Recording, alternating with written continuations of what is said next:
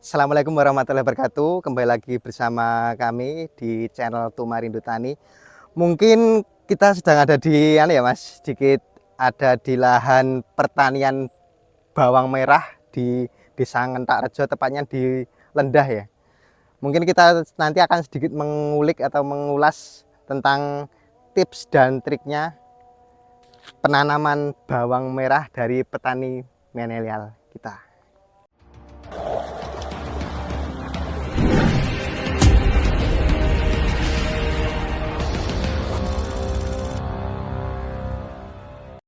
Assalamualaikum warahmatullahi wabarakatuh. Kembali lagi di channel kita Tumarindu Tani.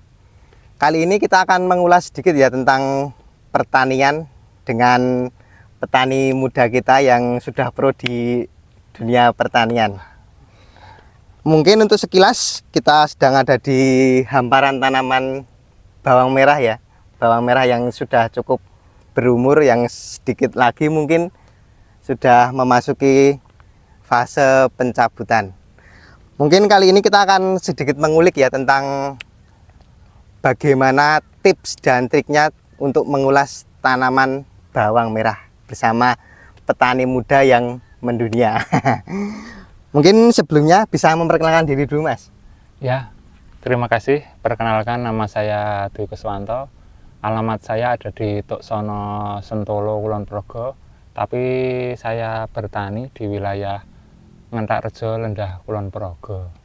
Oh, berarti tempat sini dimasuk ke Lendah ya, Mas? Ngentak Iya, Rejo nggih? termasuk penjajah ini, Mas. Enggak penjajah.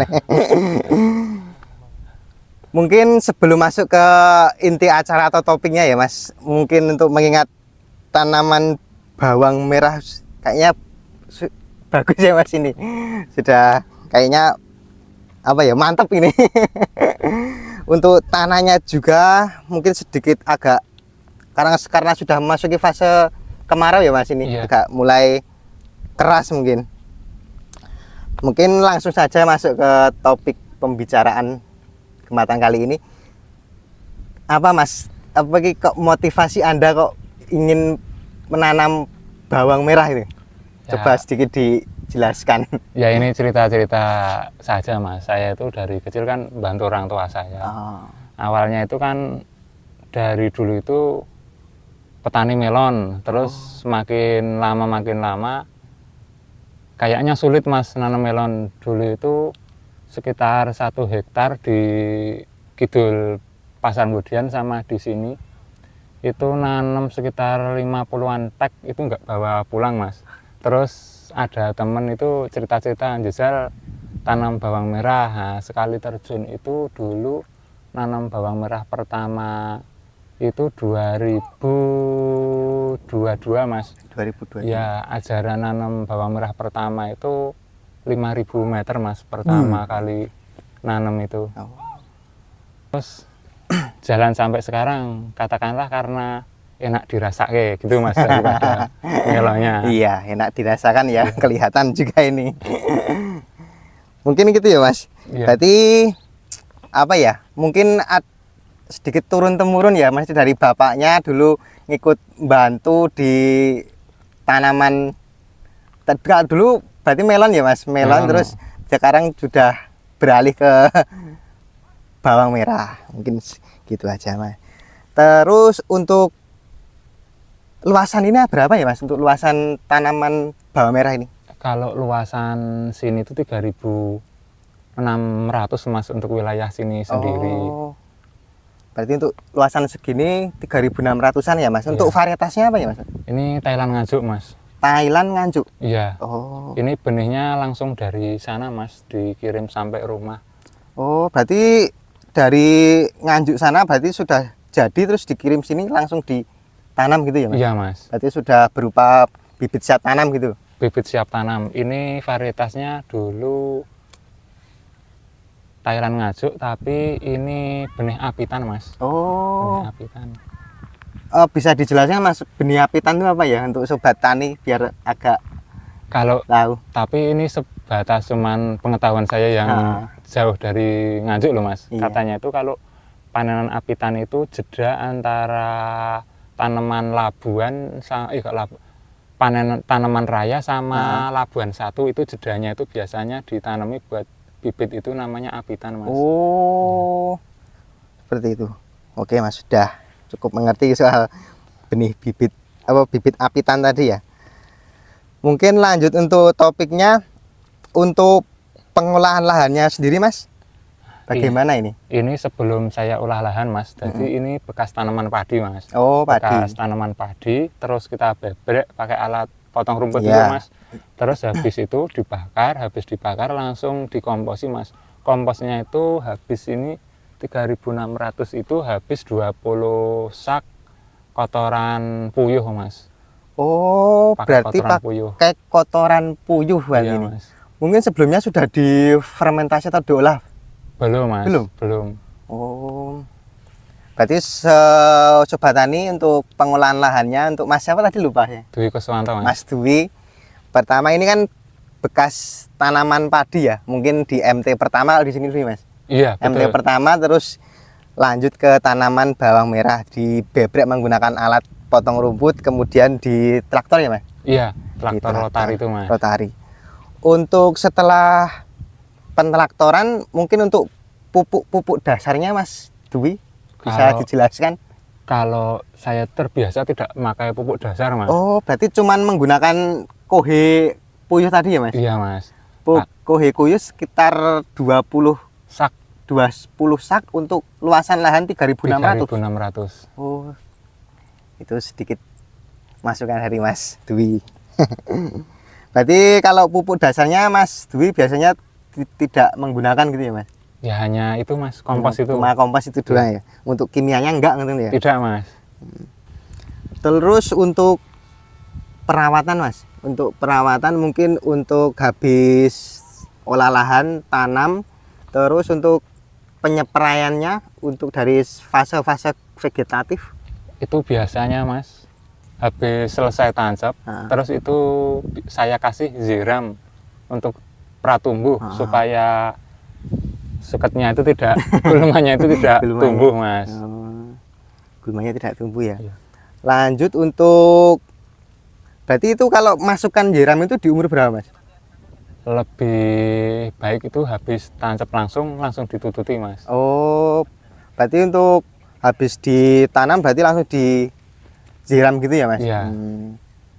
Untuk siram itu bahan aktifnya apa ya, Mas? Lupa ya. Aduh. Ya mungkin siram itu ya, Mas. Oh, Mas. Itu kan setara sama gul. Setara sama gul itu kalau Sobat Tani mau mempraktekkan juga bisa gitu. Untuk selanjutnya untuk penyepraian insek maupun fungisidanya di fase-fase vegetatif. Kalau umur nyeprai itu pertama kali itu sama pupuk bersama, Mas. Jadi umur 10 hari biasanya kan tunas sudah segini, Mas. Umur 10 hari. 10 hari itu pagi itu dispray.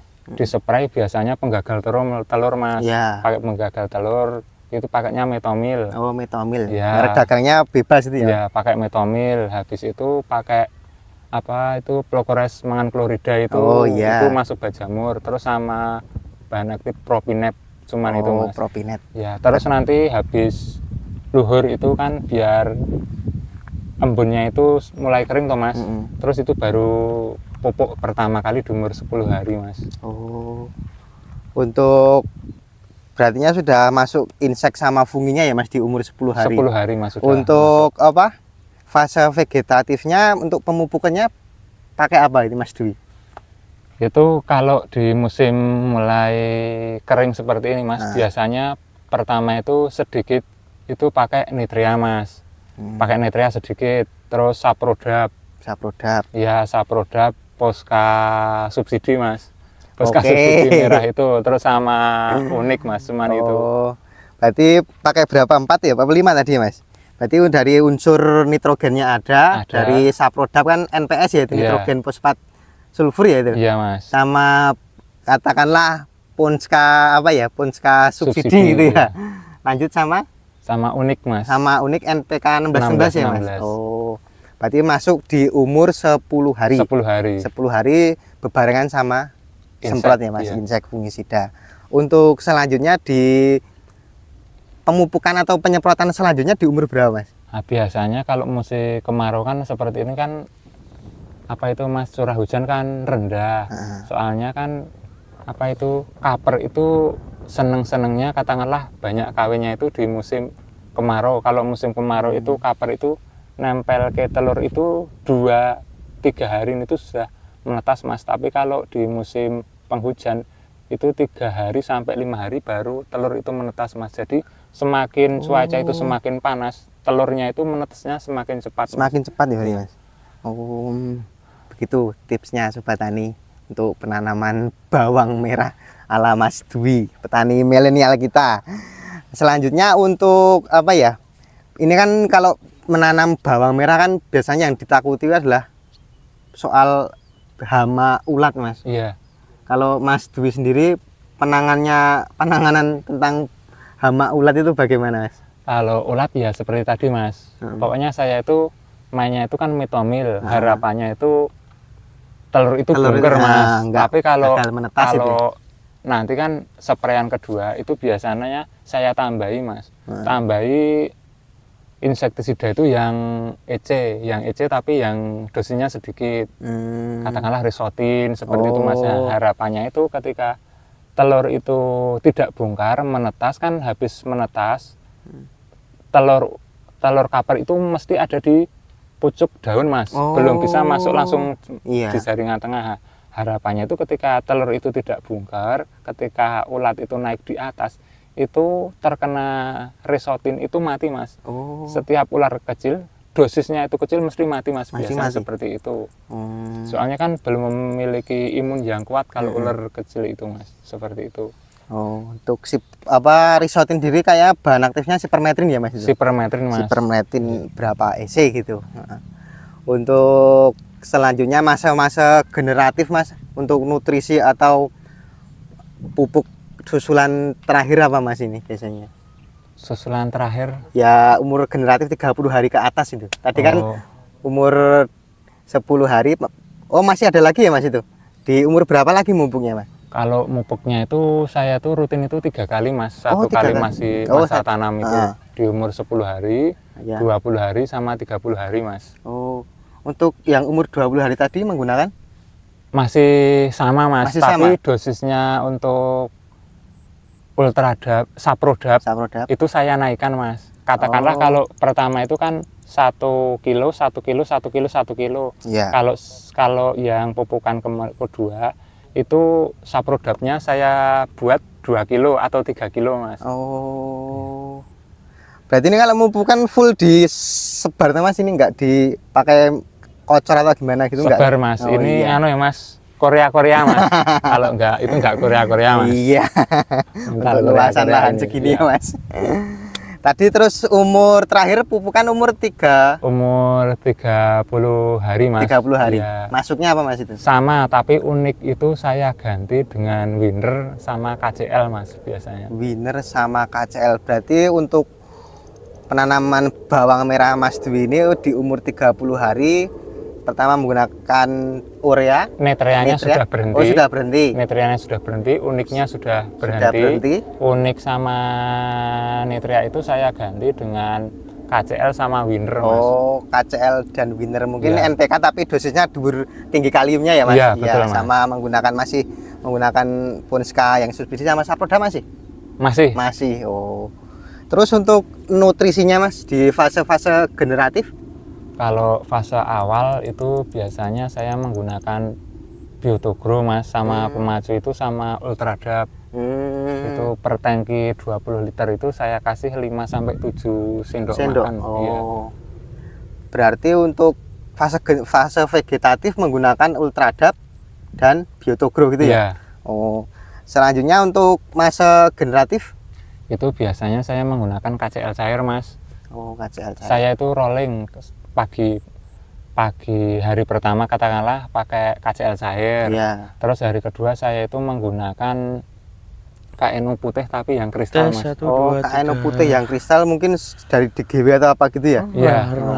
Pakai itu untuk membesar buahnya Mas. Perawatan dari fase vegetatif sampai generatif dari pupuk awal, insek masuk sama fungisida, dan yang lainnya untuk mengatasi hama ulat. Kemudian untuk kalau umur sendiri berapa Mas ini? Kalau umur, Ini umur- sampai dari tanam sampai dicabut gitu.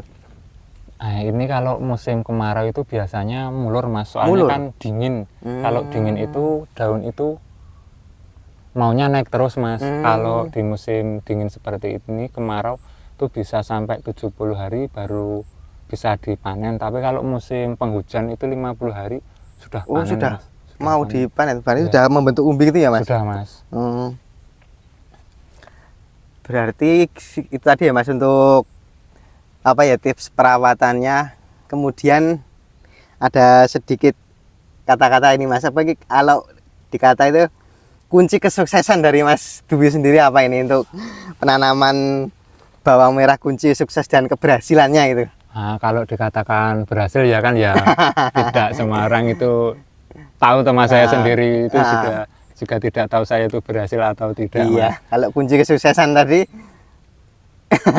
kira-kira Ya, apa Mas dari mungkin Mas? kalau jadi petani ya yang tekun aja Mas, sama lihat kondisi tanaman. Yang pasti kalau jadi petani harus sering-sering lihat tanaman Mas, seperti itu, sambil ngerokok, ngopi sama tanaman biar tahu tuh Mas. Berarti sedikit lebih jauhnya dikontrol gitu ya Mas. Iya, Mas, kalau betul. tanaman diendangi itu lebih mengerti ya Mas, Iya, Mas. kalau mau dihasilkan Iya, gitu. seperti itu Mas. Ya tadi kunci sukses dari Mas Dwi ya untuk kunci keberhasilan dalam menanam bawang merah di hamparan tanaman dingin Tak Rejo ini. Terus selanjutnya untuk apa ya Mas, sedikit kata-kata ini buat sobat tani di luar sana yang mungkin mau menanam brambang atau mencoba varietas lain untuk tanam padi atau tanam cabai, untuk kata-kata biar penyemangat itu gimana Mas? Jangan malu jadi petani. Petani itu enak Mas, uangnya banyak. Petani itu enak, uangnya banyak Mas. Ya mungkin kita cukupkan dulu kesempatan di siang sore hari ini ya Mas untuk mengenai tanaman brambang. Mungkin bisa dilanjut lain kali. Semoga sukses untuk Mas Dwi-nya ke depannya untuk tetap berjuang menjadi petani milenial kita. Siap Mas. Ya, sampai jumpa di lain waktu. Sampai jumpa lagi.